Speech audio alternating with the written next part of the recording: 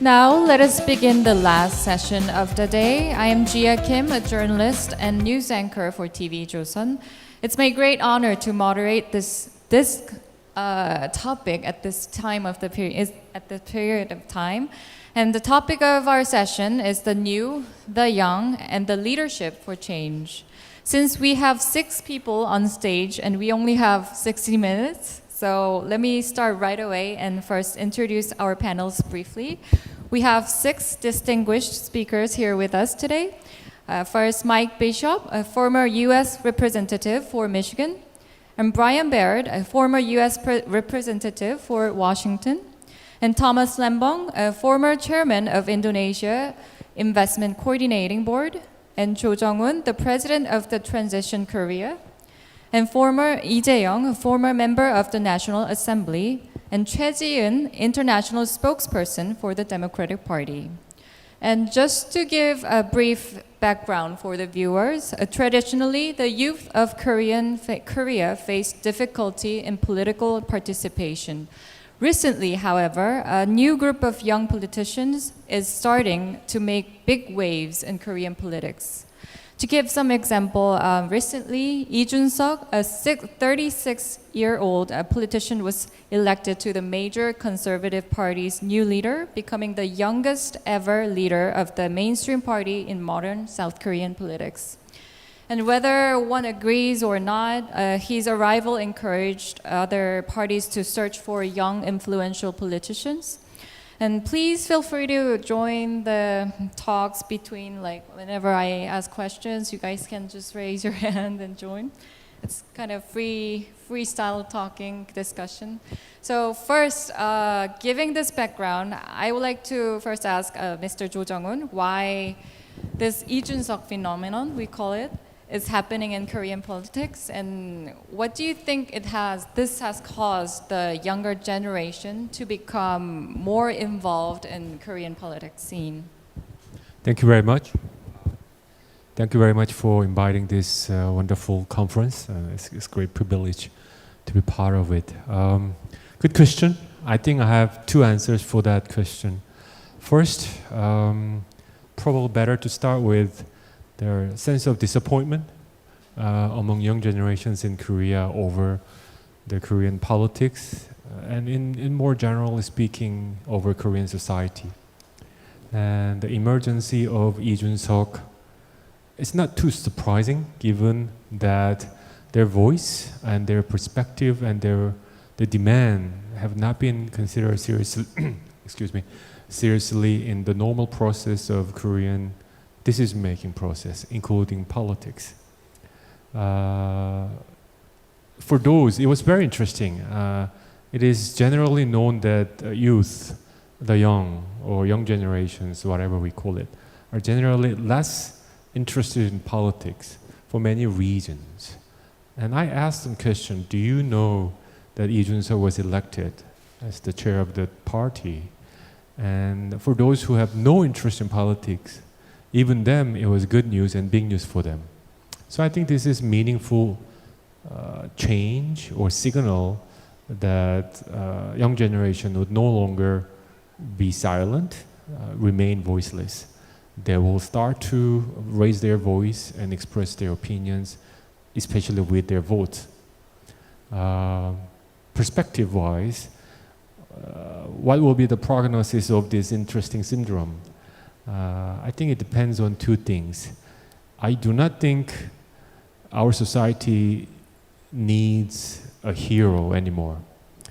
A politician with outstanding background or history doesn't necessarily guarantee that he will be the best problem solver. He and young generation political leaders have a homework to prove themselves as competent and able policymakers and change makers.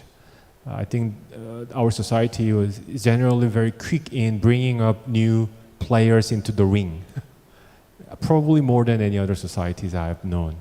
But it is also our society also very quick to bring that person down from that ring if that person doesn't deliver. So I think we have given young generation a second chance of opportunity. The first was 19th session of National Assembly, 19대 국회, when Kim Kwang-jin and Jang Ha-na become members of National Assembly years back. It's difficult to, it's not difficult to assess that that experiment didn't really produce meaningful result in terms of changing Korean politics perspective. So this is a second change and wave of young generation running into politics deeply, and I do hope that he will be more successful and this generation will be more successful, but homework is still there. Let me stop here.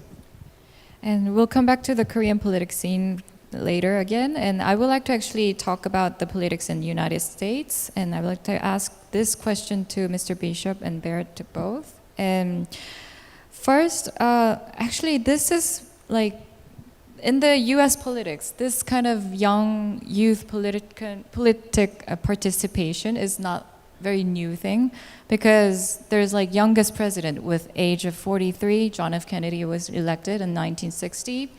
And today we also see Alexandria Ocasio-Cortez, who's like the youngest female congresswoman in American history. And I was also surprised when I just found out that she's the second most interactive politician on Twitter, right behind Donald Trump. And it's a low bar. Yeah. And how and why do you think these young politicians in US, they are actually really influential and they have power in their voice? And what caused like this successful? Well, I think you made the, first of all, I want to thank the Asian Leadership Conference. I want to thank all of you for the opportunity to be here. This has been a fantastic experience, and what a wonderful way to end the whole conference then with the youth of this organization and to talk about ways to participate. In the United States, the participation by the younger generation, I think, is driven lately, most recently, by social media and the trend towards social media platforms. It is so easy to get connected with other people and other organizations and other groups and other movements and join it instantaneously. Ocasio-Cortez and some of the others that are younger that have joined Congress, that have been elected to Congress, are, I think, products of that environment. And we're seeing a lot of that in the United States. We're also feeling a sense by our younger generation that our older generation is kind of messing things up lately. So they want to get involved. They want to be a part of their future. They know that if they step back and let someone else make the decisions for them, those politicians are not necessarily very credible in that category. So they want to be involved, and they're getting more involved. The United States is a country that I think is transitioning right now from an older driven, a leadership driven by the elder statesmen to a younger generation who have new ideas about the direction of the country. And so we're seeing a very strong push forward by the younger generation. I think it's a good thing just to participate. And what we're trying to do with the younger generation now is to not participate in the political process like they participate on social media. This should be a very civil process of open dialogue, of critical thinking. And we want a civil system going forward that we can all talk to each other. Republicans, Democrats, independents can talk to each other in a way that's consistent with the way our founding fathers debated issues and discussed topics over the years.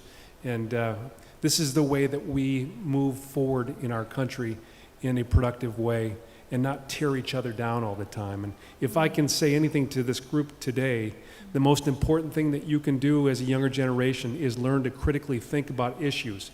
Learn to be able to discuss and debate issues in a way that is civil, respectful. And, you know, there's this ancient Confucian theory that the elder spokesmen are the ones that are supposed to lead. You're supposed to be older to lead.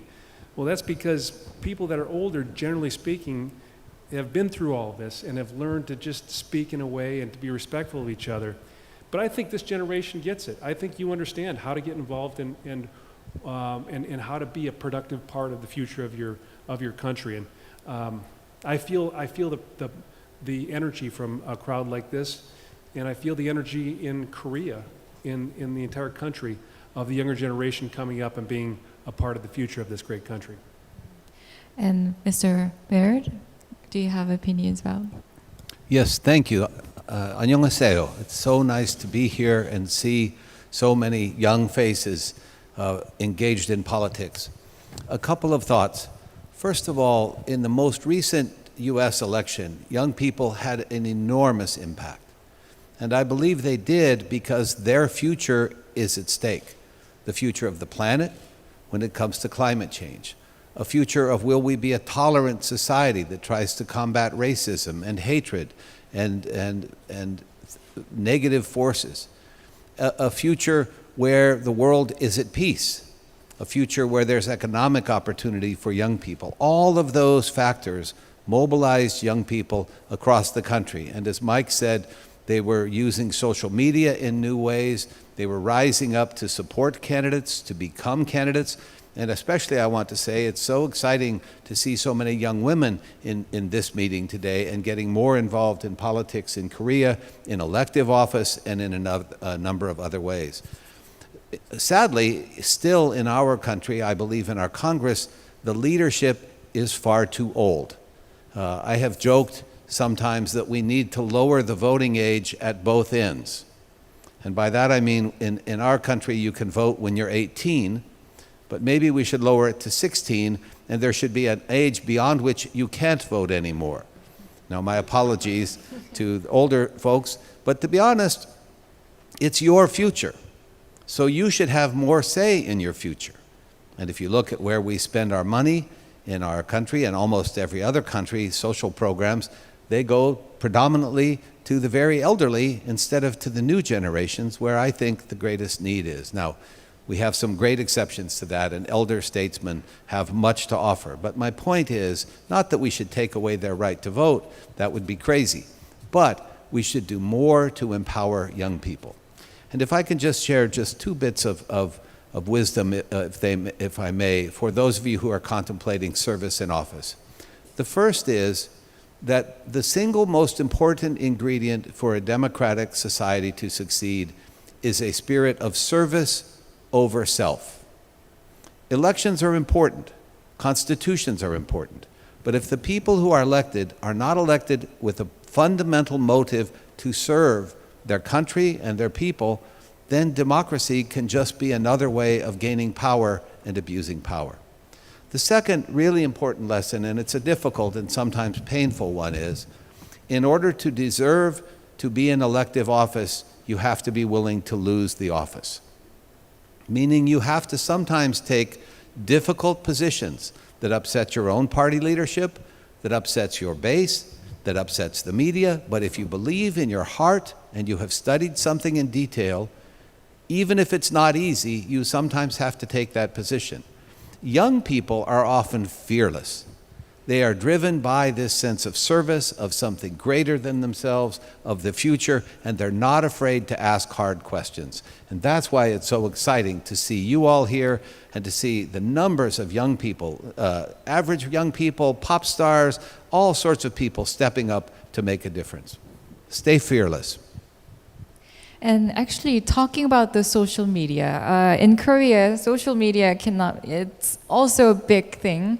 And I know social media cannot be, as Mr. Bishop said, could not be a platform to discuss things in civil way. And many politicians in Korea everyone's doing Facebook and Twitter and everything.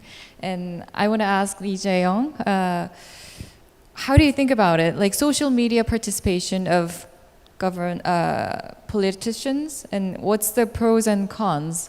How do you think about it? Well, I think if you look at the result of our, the Lee Jun-seok becoming the chairperson of our party, the social media, the way we disseminate and consume political message, has completely changed this time, especially during the COVID era, where everybody, at least in the political sector, where before traditionally gathering and face-to-face engagement was very important. Now, I think the general population feels much comfortable now getting those messages through their social media, which Lee Jun-seok used it completely to his own advantage and used it very well and effectively to win the party election. So I believe the social media, although I think it started way early in the United States and the Western Hemisphere, is just catching up in Korea. And because of that reason, because of the way we now conduct the election, and although it is our own little party, well, it's not a little party, it's a big party, but this party, the way we ran the election this time will, I think, become the mega trend of Korea moving forward, even everything becomes normal. So obviously, because young generation is more social or technology savvy, that it's easier for them to now participate in politics and getting the message the way that they didn't or couldn't before. So I think it is a mega trend that will settle. But I think for young generation to become more active in politics, we do have to change some aspects of our system, which is, Mr. Bishop said, lowering the age, the voting age. We actually lowered it to 18 last time. So we just lowered to 18, but lowering to 16 or even younger, who knows? But I think that makes sense. But even before that, we also prohibit young generation, such as a junior high school or even younger, to participate in political party in Korea. It's prohibited by law. I think that needs to be changed. Because if you're going back to Lee Jun-seok again, we think it's just a new young generation taking the party leadership. But if you look at his past, he's been in politics for 10 years. He started in 2012, and he started at a pretty high level within my party. And throughout the years, he continuously put himself out there for elections. He was most sought after political commentator on TVs, and he took a lot of junior leadership within the party. So the way he participated in my party for 10 years gave him a very experienced and well-seasoned politician. We haven't been able to give that platform to young generation in general. I think our system needs to change where we can, as systemic-wise, to accept and call all these young generation to participate very freely and actively. I think that's our next homework. And talking about the social media, I would also like to ask Mr. Tom Lembong about how's the social media working in Indonesia politics, and also before that, I want to hear about the politics in Indonesia, because in Western countries like JF Kennedy or former UK Prime Minister Cameron or President Macron are great examples of young leaders. However, in Eastern countries, it's not as common phenomenon that's happening. And however, it seems like Indonesia is really undergoing big changes, and it has already started because president was elected at really young age, and also I see like mayor electoral election. There's like 20s and 30s, and it's like I see many upcoming young politicians. So I found out that more than half of the population is younger than 40 in Indonesia. And does that affect this? And also, first, can you mention the social media, how the environment? Thank you, Ms. Kim. Well, first I want to join my fellow panelists in conveying my deepest gratitude for including me in this closing panel at the conclusion of what has been yet another wonderful and successful Asian Leadership Conference. I want to congratulate the organizers for this amazing achievement of getting this together under extremely challenging pandemic circumstances. Now, turning to the political revolution in Indonesia, definitely the main icon of this political revolution is our current president, President Jokowi. who really came out of nowhere as the mayor of a medium-sized city in the province of Central Java. And this emergence of unknown outsider from outside the system would only be possible in an electoral democracy. Now, admittedly, he was an incredibly savvy user of social media as well. Like, social media strategies played a big role, and even today continue to play a very big role in how he attracts followers, manages his base, and so on. And that social media savvy has been copied by subsequent generations of candidates at all levels of government. For better and for worse, it's becoming a little bit out of control. It's becoming a little bit too focused on management of perception and image creation. And it's degenerating a little bit into turning politics into entertainment. You know, we're starting to drift more and more towards humor and excitement, and starting to drift away from the substance, of the issues. So that's maybe one potential downside of sort of a social media-driven politics, where obviously the young people are the savviest in utilizing social media. But I want to draw attention to a couple of things, right?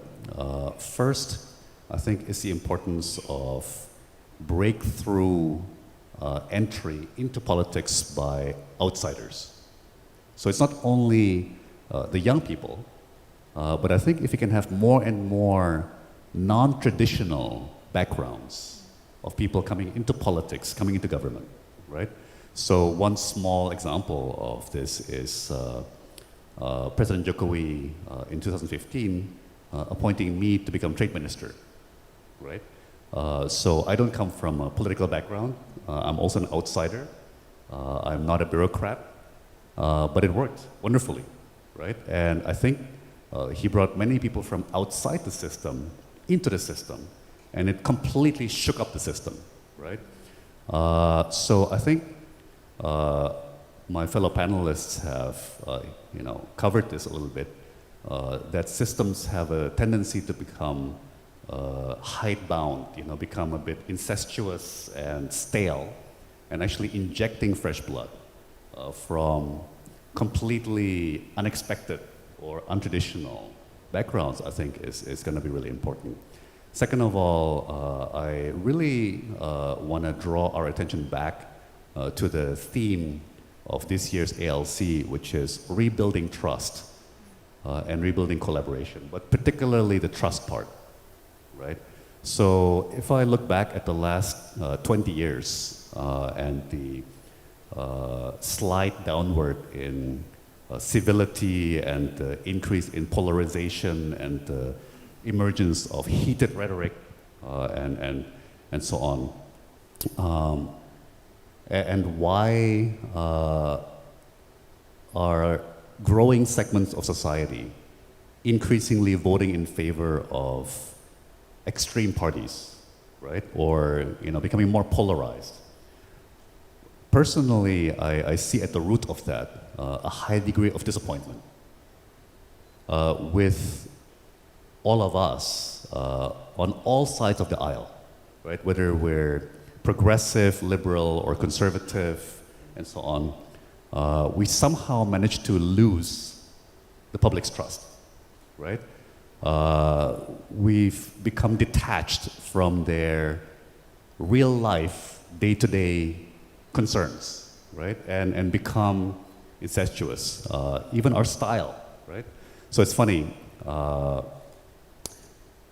when I was in cabinet, and I used to go to like G20 summits and so on, right? And then sometimes like a fellow minister from another country and I would like jointly address the media and so on, and I would be sort of taken aback. My colleagues like suddenly in front of the cameras, he or she will totally change, like their tone, their posture, the way they talk. And after that, say, Steve, Like, that's not how you talk to your wife. That's not how you talk to me, right? What happened? Like, why suddenly, when you're in front of the cameras, your style, the way you talk totally changes, right? And I think one thing with the young people, you know, and pardon my language, I think they're the most sophisticated generation in human history, right? They're the most exposed, you know, thanks to the globalized social media platforms, YouTube, everything. They see everything around the world.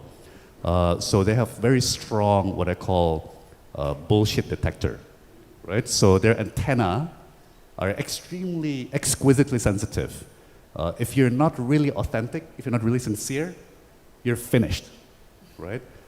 So I think my hope as more and more young people come in, as more and more outsiders come in, as you know, social media plays a bigger role and as that continues to evolve, and I really hope we can become more authentic, more sincere, more genuine, because I think that matters for earning back the public's trust, right? You know, why people are voting for extreme measures like Brexit, you know, for extreme outsiders like President Trump. I think they're just fed up. They're so fed up. And I think it has to do with how we've become so detached, you know, how we've become like a cabal of our own, traveling from summit to summit. We're spending too much time with each other and not enough time with the people we're representing, you know, and we're you know, obsessed with narrow issues that we think are important, but neglecting the day-to-day livelihood issues that actually matter to the people that we're supposed to be serving. So I think regaining the trust and you know, building back that authenticity, that sincerity, right? I think that's a real opportunity right now. I think Lee Jun-seok case is also one example of people feeling, young youth feeling tired of and fed up with the original traditional politicians. And also, because you mentioned outsiders, we also have President Lee Myung-bak, who has the background from about the businessman background. And I want to ask you another question. Since you walked through a successful business career and you became Minister of Trade, and I also see many young politicians coming from business career background in Indonesia. And I would like to ask why they're trying to jump into the politics, giving up their original career, even though they're young. Why is that happening? Well, I guess the motivations can be very mixed. And happily, there's plenty of young people from successful business background who are settled enough, you know, have enough money that they can dedicate themselves to the country and serve the country without having to worry about money. Unfortunately, there's, you know, like many third world countries, we have a corruption problem. And a lot of people go into politics, frankly, to make money, right? Which is very unfortunate, and I've got to be very blunt about the reality, right? But you know, I just want to take this occasion to share a little joke, which is a very astute person one time observed to me. Did you notice that all the politicians in the USA are lawyers? Like they all come from legal background. You know, President Obama, President Clinton, right? And many members of Congress and so on. In China, all the political leaders are engineers, right? They all have engineering degrees, right? For better or for worse, the trend right now in Indonesia is definitely a lot of politicians and members of parliament come from business background, right? So again, I think each trend will have its positives and its negatives. Is it better to have lawyers? Is it better to have engineers? Or is it better to have businessmen, you know, business people by background? You know, I think they each carry their upsides and downsides. Yeah. Just want to chip in. I don't know. Does politician need a background? Do we need to have a certain background to be a politician or statesman? I want to break it. Diversity of background in politics certainly help, right? Because background influence people's thinking process and the way they behave and decide.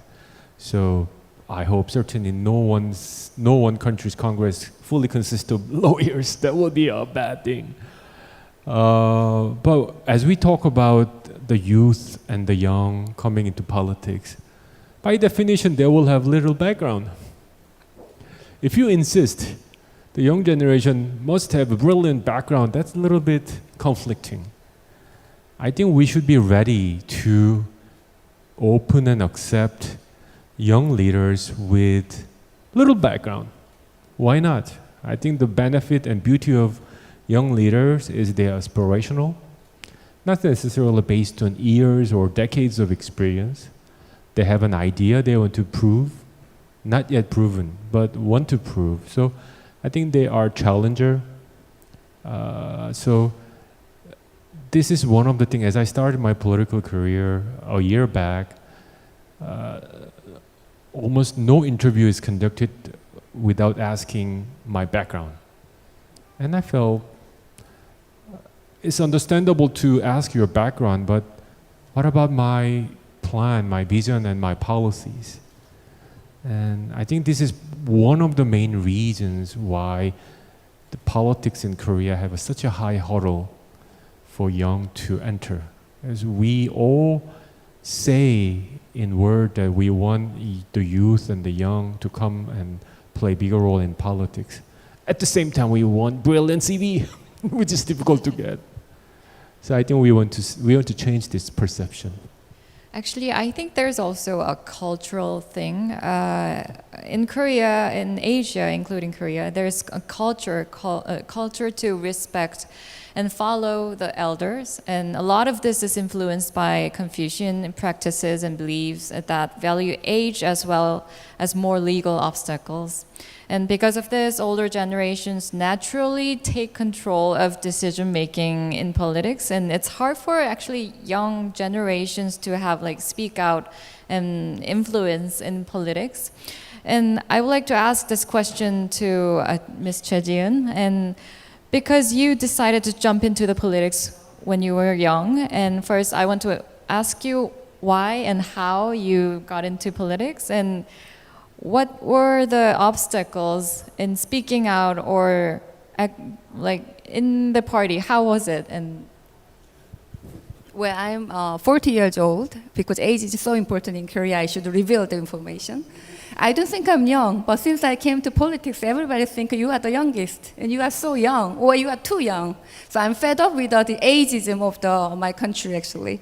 But yes, I was working as a senior economist at the World Bank, based in Washington, D.C., and I have been advising the policymaker in different countries on the economic policy issue, and I have been a professional experience about 16 years, and I never thought that I would be a politician one day coming back to Korea. But my current ruling party, the Democratic Party, just called me and asked if I can join the party.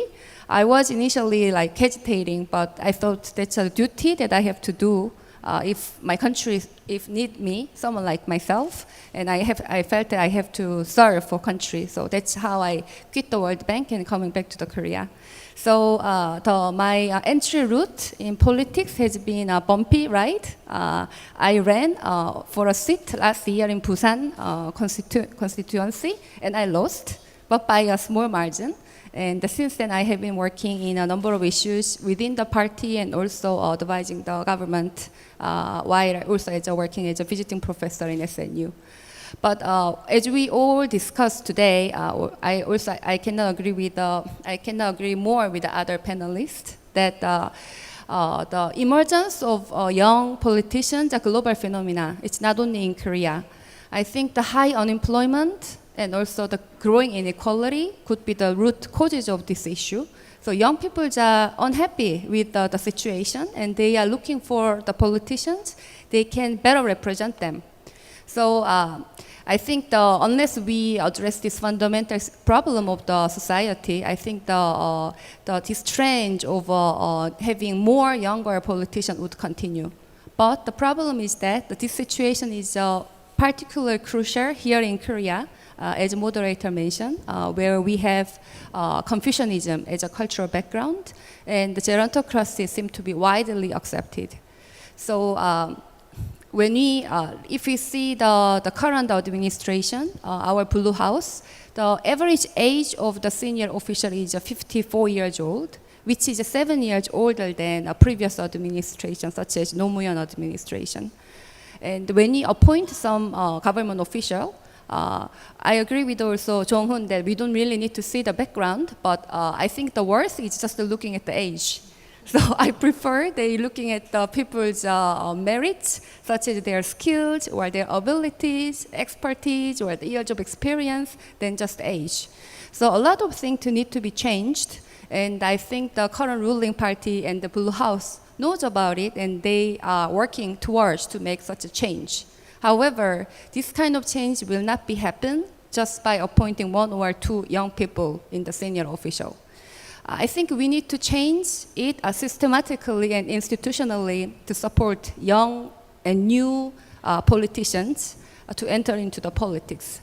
So, for instance, the lowering the budget or the expenses related to election could be one example.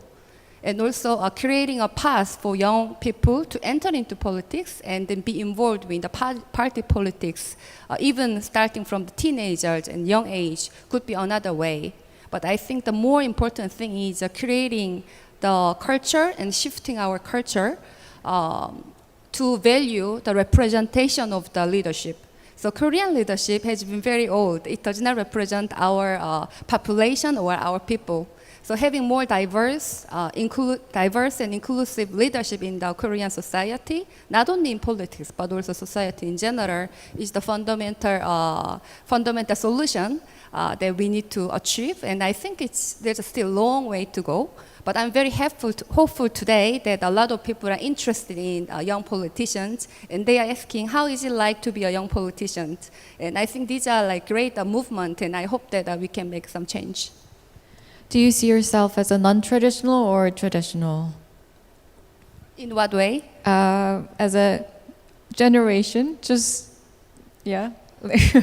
I feel like I'm something in between. I was born in 1980, so I'm probably the oldest among the millennials. But if we see the Korean politics, a lot of senior officials are born like around the 1960s.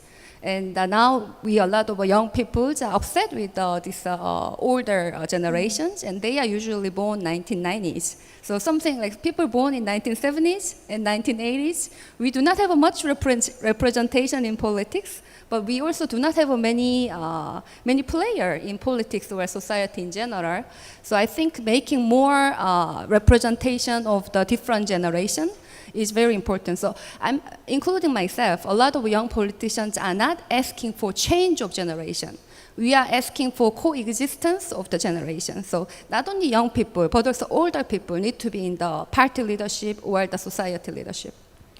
And also, I would like to point out that these days, Democratic Party of Korea and Blue House, as you said, are also taking an unconventional approach to the younger generation's desire to participate in politics. Also, this, I think it is happening because of Lee Jun-suk phenomenon also. And there are criticism that Democratic Party of Korea is enforcing one voice policy within the party. And there are also complaints from, as you saw from the articles, like some newly joined members who does not agree, they're young politicians, and they don't agree with the one voice policy that's happening. And I'm sure you can see this kind of incidences happening not only in the Democratic Party, also in everywhere in Korea, the politics. And what may be the advantage of the younger politicians and that elder politicians don't have? Well, I think one, maybe two advantages of the younger politician, especially like myself, a newcomer.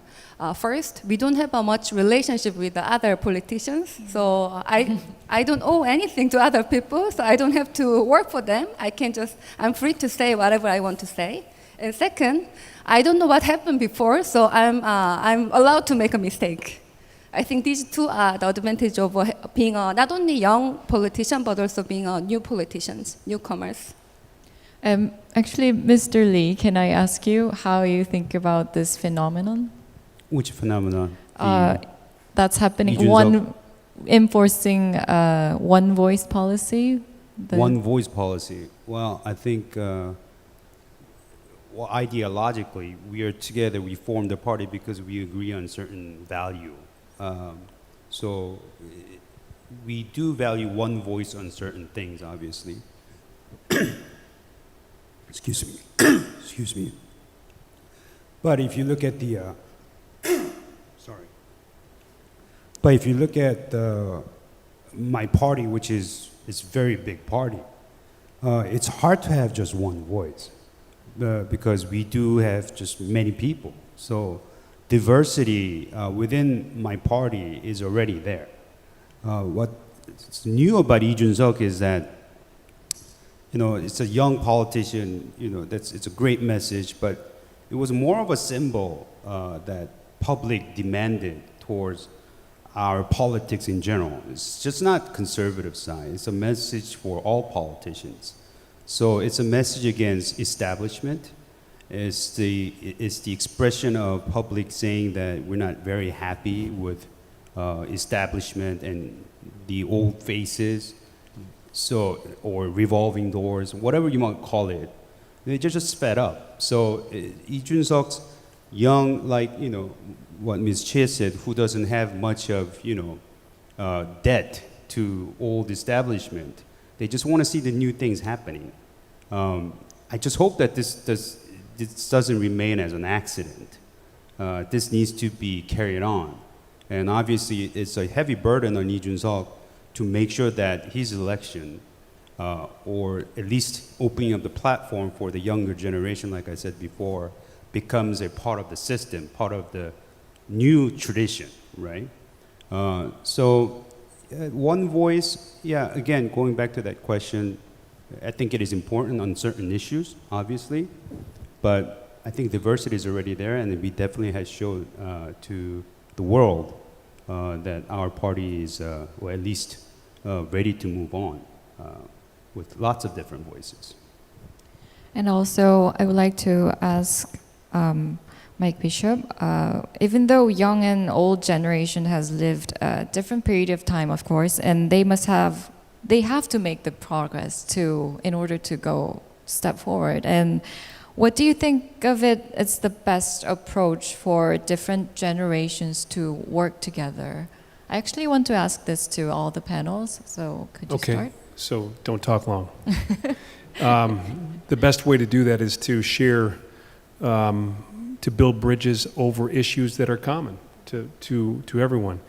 All of elected officials come to their elected environment with usually with an issue that's important to them, maybe a couple of issues.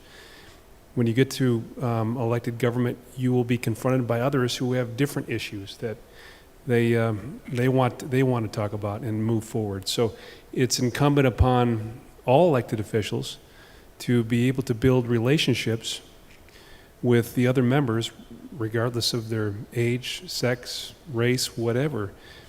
Very diverse issues, very diverse perspectives, and it's just important to make sure that when you go into elected office, you build those relationships so when the issues come up, you're able to discuss them in a civil, productive way.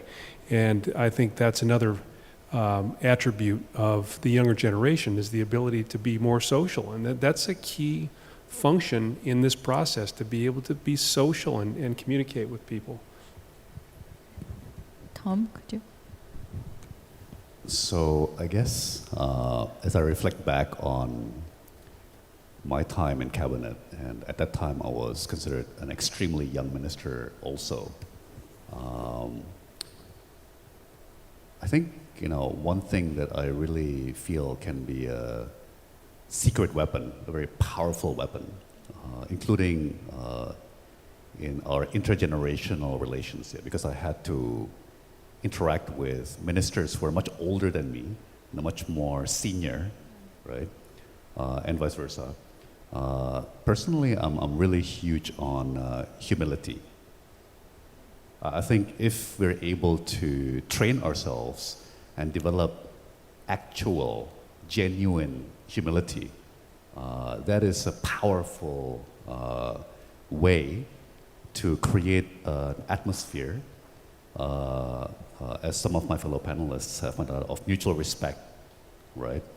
But it has to be real. You know, one thing in certainly Indonesian culture, maybe in other Asian cultures, is we act very humble. We bow and we, you know, fill our language with terms of politeness, right? But in reality, we can be quite arrogant, right? So real humility is about gladly, happily admitting mistakes and sharing, you know, what we learned from those mistakes, for example. It's admitting that, you know, that we're not right, that we're wrong, and why. Being very open about that. I think listening a lot, right?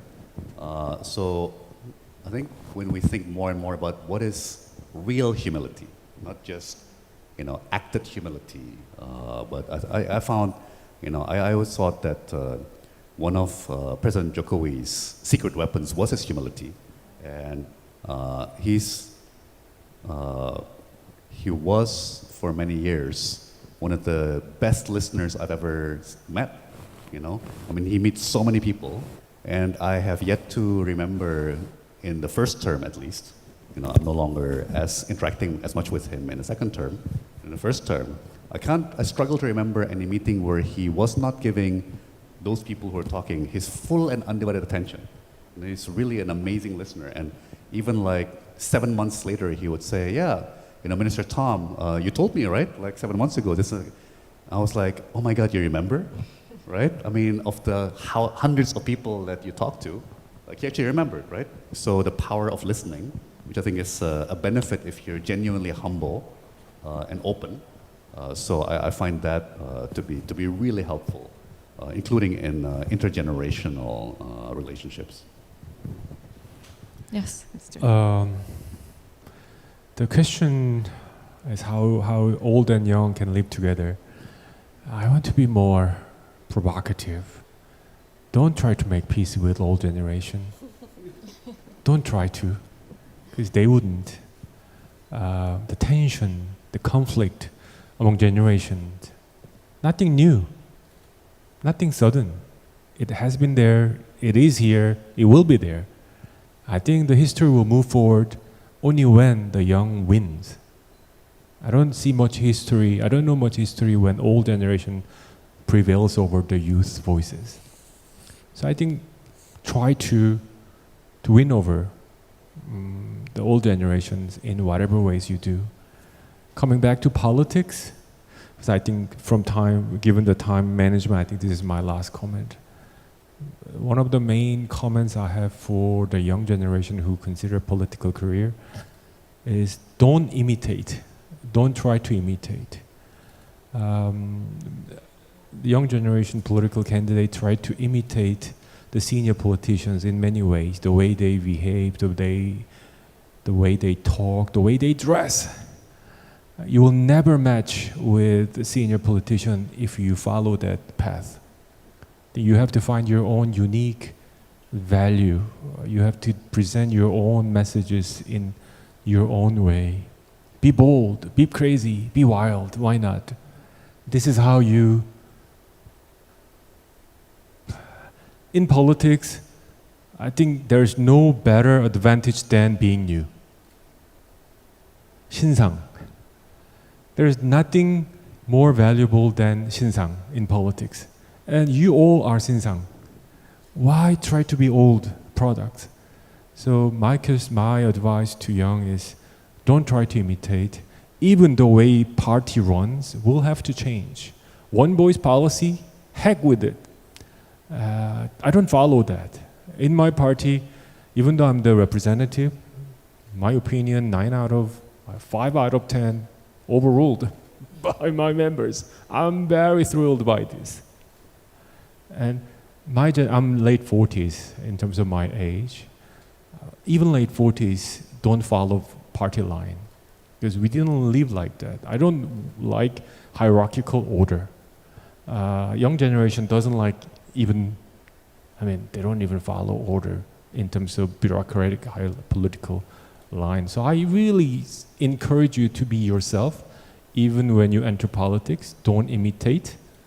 And last piece, if you don't find yourself fit into politics, leave it. Get out of it. Because in all generations, every successful career ends with politics.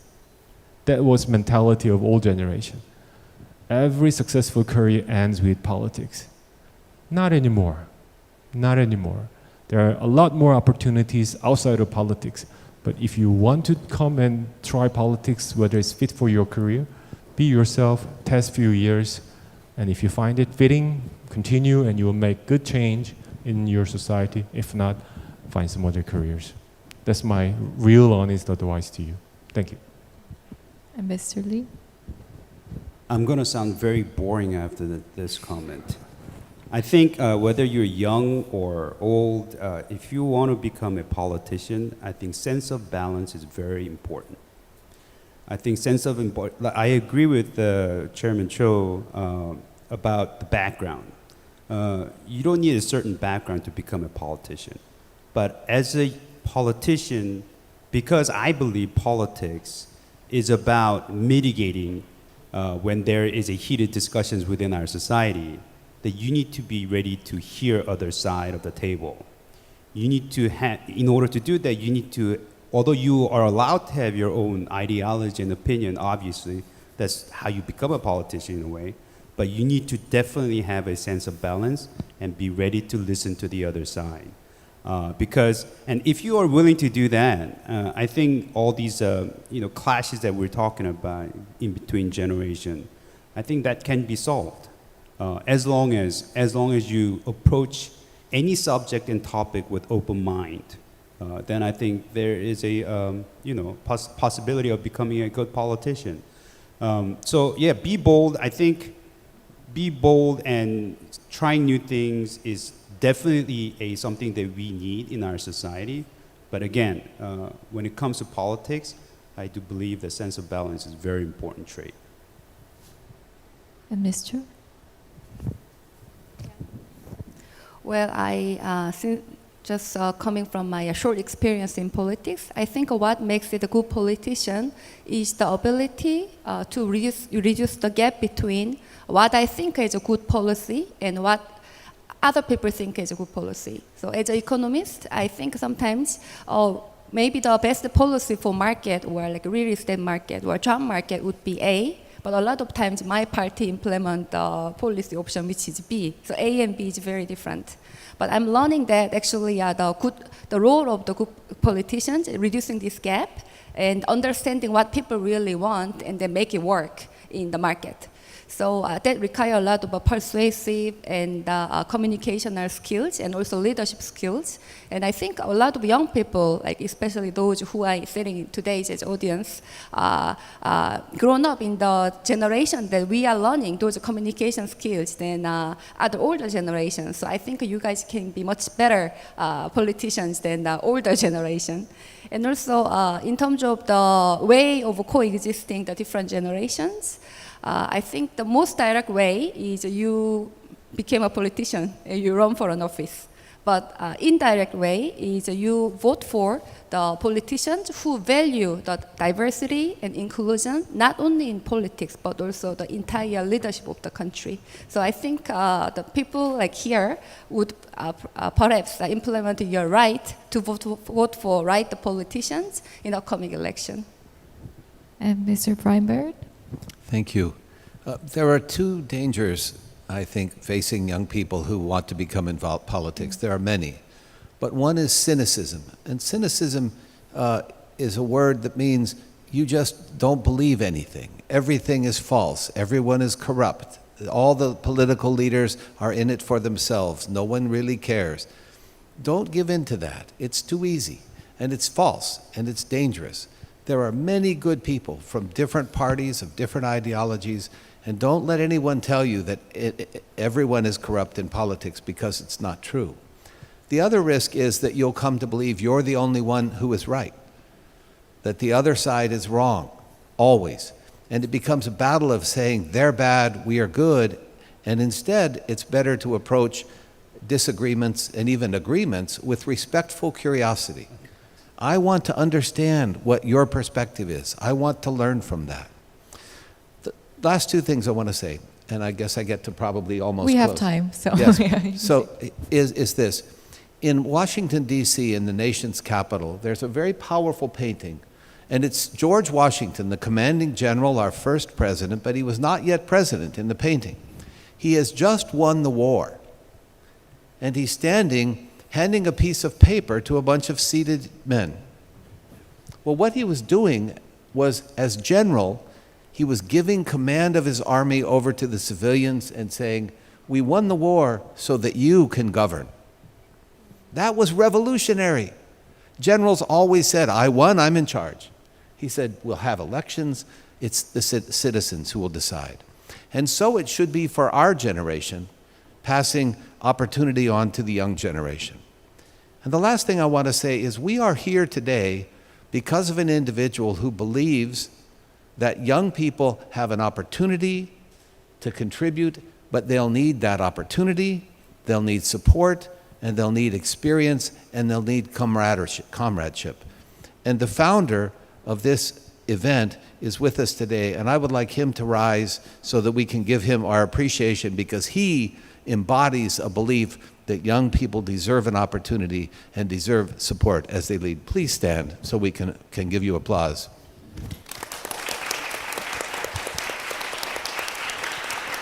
Thank you for putting this marvelous conference together, for giving these young people the opportunity to learn, to work, to get to know another, and thanks to all these panelists for sharing their wisdom and insight. It's gratifying to look out on the future, to be next to the future, and to know it's very, very bright indeed. Thank you all for letting us participate.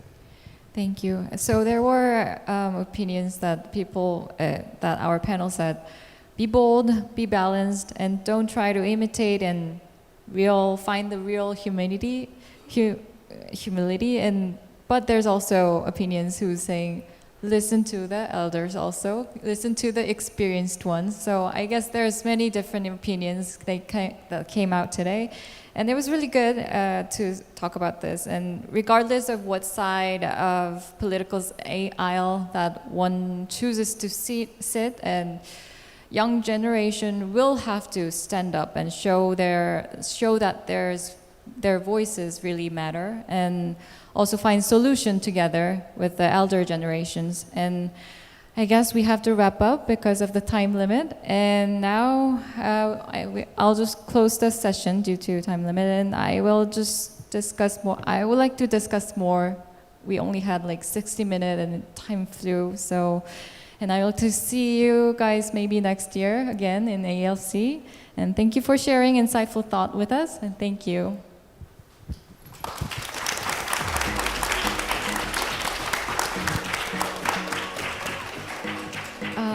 Before we stand up, I have to close up the ALC event to our viewers online, so I'll just stand up here and kind of. So now this marks the end of the 12th Asian Leadership Conference, and we hope that we have provided deep insight and new strategies through our 2-day programs. And thank you once again. We hope to see you again next year. 네, 이것으로 제12회 아시안 리더십 컨퍼런스를 마치겠습니다. 이틀간 진행된 긴 여정에 함께 해주셔서 감사하고요. 저희는 내년에 다시 찾아뵙겠습니다. 감사합니다.